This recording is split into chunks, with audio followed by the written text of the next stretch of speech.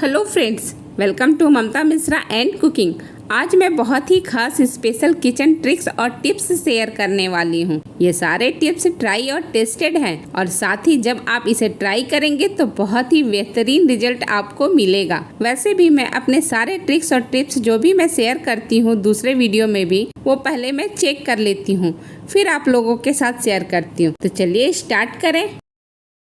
पहले टिप्स में हम चलिए एक सोल्यूशन तैयार करते हैं जो हम बेकिंग पाउडर और एसिड साइडर विनेगर से तैयार करने वाले हैं। तो इसके लिए मैंने हाफ टेबल स्पून के करीब मैंने मीठा सोडा या बेकिंग सोडा ले लिया है और इसमें अब मैं एसिड साइडर विनेगर ऐड करने वाली हूँ। आप किसी भी ब्रांड का ले सकते हैं, दोनों ही चीज़ें। और ये मैं एसिड साइडर विनेगर 3 चम्मच मैं इसमें डालूँगी और एक पतला लिक्विड बना करके मैं प्रिपेयर करूँगी। और मैं इसमें इसके बाद थोड़ा गर्म पानी डालूंगी। एक बार अच्छी तरह से इसे मिला लीजिएगा, फिर आप इसमें गर्म पानी डालिएगा। गर्म पानी भी मैंने अंदाज से डाला है, तो 3 चम्मच के करीब गर्म पानी भी मैंने इसमें डाला है।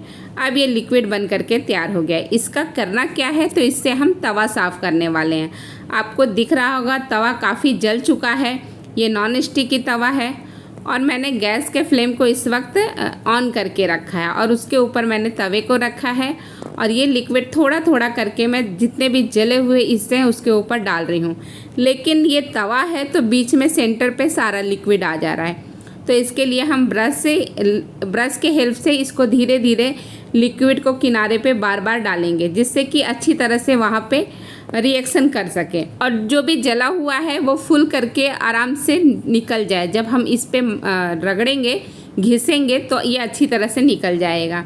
अब इस तरह से आप अच्छी तरह अप्लाई करके 10 मिनट के लिए इसे इसी तरह छोड़ दीजिए। 10 मिनट के बाद मैं जो बर्तन धोने वाला जूना होता है ना, या स्क्रबर, मैं उसके हेल्प से इसको मल रही हूँ। बहुत लोग कहेंगे नॉन स्टिकी तवा है तो इससे आप स्क्रबर, इस तरह से वायर वाला स्क्रबर क्यों यूज कर रहे हैं, तो आप कर सकते हैं, लेकिन हाँ ज़्यादा प्रेशर मत दीजिएगा, बहुत हल्के हल्के हाथ से दीजिएगा, जिससे सिर्फ जो जला हुआ पोर्शन है वही छूटे। बीच बीच में जब ये सूख जाए तो थोड़ा सा पानी डाल दीजिए, और नहीं तो जो लिक्विड हमने बना करके डाल रखा है वो हम डालेंगे।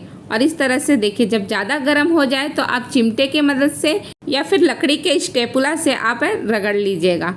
और बहुत ज़्यादा गर्म हो जाए तो इसको स्लो भी कर लीजिएगा, आँच को स्लो कर लीजिएगा, या बीच में बंद भी कर सकते हैं, फिर वापस जला दीजिएगा। और इस तरह देखिए करते हुए मैंने पूरे तवे को साफ़ कर दिया है। अब आपको दिख रहा होगा कि काफ़ी साफ़ हो गया। चलिए इसे धो के देखते हैं। तो मैंने ये टब में इस तवे को रखा। अब मैं इस पर हल्का सा पानी डालूँगी।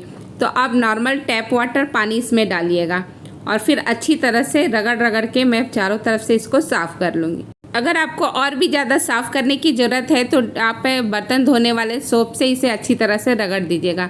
मैं इसको इसी तरह से धो के सुखा लूँगी और फिर धूप में आधे घंटे के लिए रख दूँगी। धूप में जाने से ये काफ़ी अच्छा हो जाएगा। और ये देखिए मैंने इसे अच्छी तरह से पोंछ दिया है। आपको देख करके पता ही चल रहा होगा, बहुत मामूली सा ही जला हुआ अब रह गया है, वो भी सेकेंड टाइम में छूट जाएगा। तो ये ट्रिक आप ज़रूर ट्राई कीजिएगा।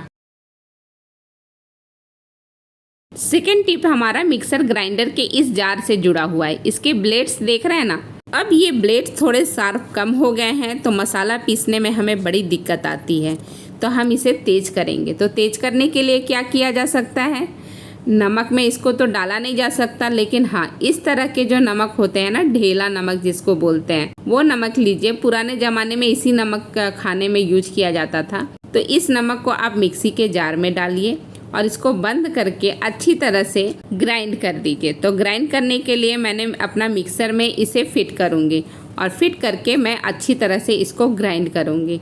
जब ये ग्राइंड होगा ना, तो नमक के घर्षण से ये बहुत जल्दी शार्प हो जाता है। तो आपने देखा होगा मैंने चक्कू भी तेज करने का जो उपाय है वो बताया था, तो उसमें भी मैंने बताया था कि बार बार आपको नमक के अंदर ऊपर नीचे चक्कू को करना पड़ेगा।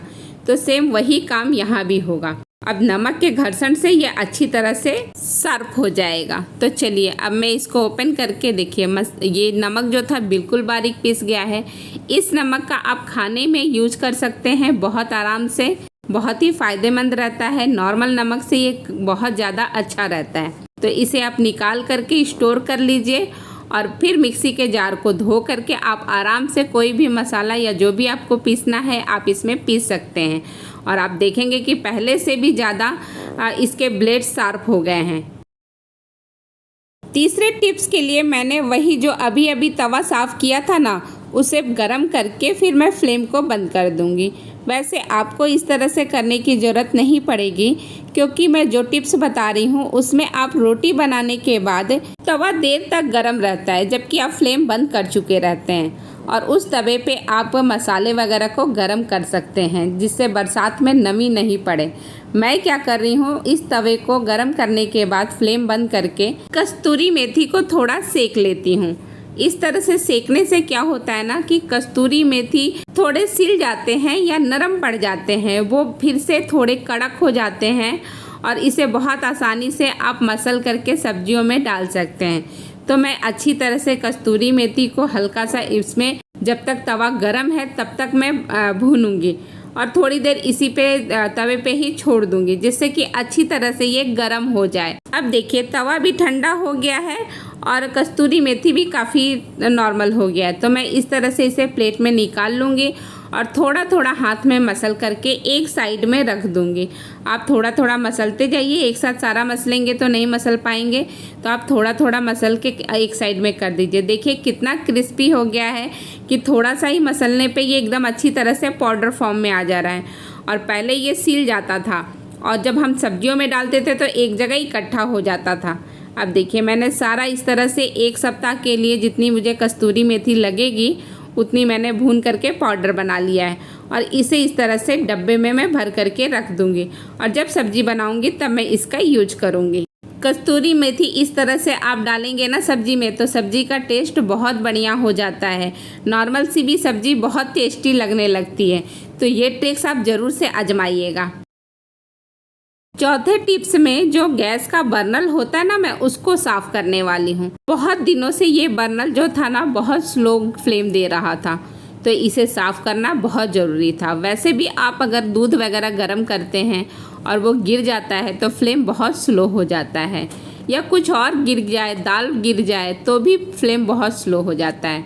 तो इसको ठीक करने के लिए मैंने सबसे पहले एक बाउल में इसको सारे बर्नल को लिया है और एसिड साइडर विनेगर ले लिया है मैंने 2 से 3 चम्मच और इसमें गर्म पानी मैंने 3 से 4 चम्मच लिया है।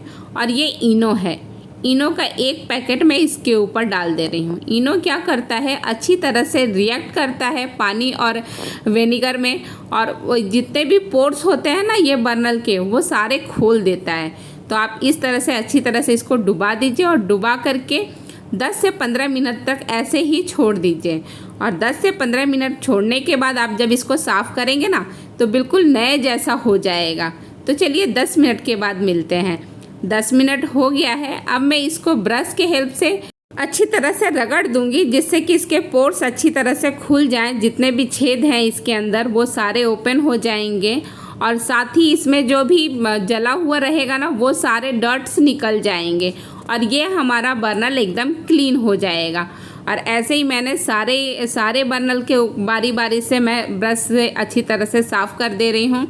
और ब्रश से साफ़ करने के बाद आप एक और काम कीजिएगा कि इसको थोड़ा सा जूना ले लीजिएगा। जूना या स्क्रबर जो भी आप यूज़ करते हैं ना बर्तन धोने के लिए, तो उससे भी आप अच्छी तरह से इसको साफ़ कर लीजिएगा। जूने से रगड़ने से क्या होगा ना, जितने भी मैल्स वगैरह पड़े होंगे इधर उधर या जलने का रहेगा वो सब अच्छी तरह से निकल जाएगा और बिल्कुल साफ़ हो जाता है। इस तरह से अब इस बर्नल को आप धो करके सुखा करके यूज करेंगे ना तो बिल्कुल बढ़िया फ्लेम मिलेगा आपको, जैसे एकदम नया हो। अब देखिए मैंने सारा अच्छी तरह से धो लिया है। अब मैं इसको एक दूसरे बाउल में डाल रही हूँ और देखिए इसका पानी देखिए, इस पानी को फेंकना नहीं है, इसको आप अपने किचन के सिंक में डाल दीजिएगा, सारे कॉकरोच वगैरह दूर हट जाएंगे। और अब मैं दूसरे बाउल में लेने के बाद इसको अच्छी तरह से एक बार फिर से जो बर्तन धोने वाले साबुन होते हैं ना या फिर सर्फ के हेल्प से आप अच्छी तरह से धो लीजिएगा, जिससे ये बिल्कुल साफ़ हो जाए। इस तरह से मैंने तीनों बर्नल के ऊपर अच्छी तरह से साबुन अप्लाई कर दिया है। अब चलते हैं इसको धोने के लिए। तो इसको धोने के लिए मैं गर्म पानी का यूज करूँगी। तो गर्म पानी से भी बहुत अच्छी तरह से पोर्स एकदम से साफ़ हो जाते हैं। तो मैं एक बार वापस से गर्म पानी इस पे डाल दूंगी, जिससे कि ये और अच्छी तरह से क्लीन हो जाए। और फिर इसे धो करने के एक बार इसमें से गर्म पानी में धोने के बाद आप नॉर्मल पानी से इसको धो सकते हैं। और वैसे तो इसे धोने के बाद आपको धूप में सुखाना चाहिए, लेकिन इस मौसम में धूप की बहुत प्रॉब्लम रहती है क्योंकि बारिश शुरू हो गई है। तो आप कपड़े पे अच्छी तरह से इसको सुखा लीजिएगा, जिससे कि पानी वानी ना रहे। पानी रहेगा तो जलने में भी दिक्कत देगा। तो अच्छी तरह से आप इसको रगड़ करके सुखा दीजिएगा, जिससे बिल्कुल पानी ना रहे, एकदम से साफ़ क्लीन हो जाए। और ये देखिए मैंने सारे साफ़ कर दिए हैं, आपको पास से भी दिखा रही हूँ। अब चलिए हम फिटिंग करके देखते हैं कि ये कैसा जलता है। ये देखिए मैंने सारा अब इसका फिट कर दिया है। चलिए इसे जला करके देखते हैं। बहुत बढ़िया, एकदम फ्लेम देख करके ही पता चल रहा है कि बहुत अच्छी तरह से साफ़ हुआ है। तो इस तरह से हमने तीनों को अच्छी तरह से सेट कर लिया है। और वीडियो में यहीं समाप्त करती हूँ। आप सबों का बहुत बहुत धन्यवाद। Thank you.